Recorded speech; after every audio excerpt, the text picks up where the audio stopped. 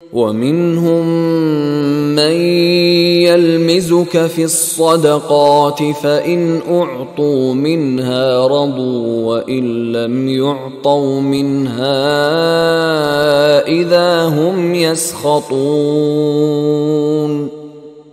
وَمِنْهُمْ مَنْ يَلْمِزُكَ فِي الصَّدَقَاتِ، اور اے نبی ان میں سے وہ بھی ہیں جو آپ پر الزام لگاتے ہیں، ملامت کرتے ہیں آپ کو صدقات کے بارے میں۔ حضور جب زکوٰۃ کا مال آتا تھا تو آپ تقسیم کرتے تھے۔ اب ظاہر بات ہے کہ لوگ ہیں کھڑے ہیں، کسی کو کچھ زیادہ ہو گیا، کسی وقت کسی کو آپ نے سمجھا کہ زیادہ مستحق زیادہ دے دیا۔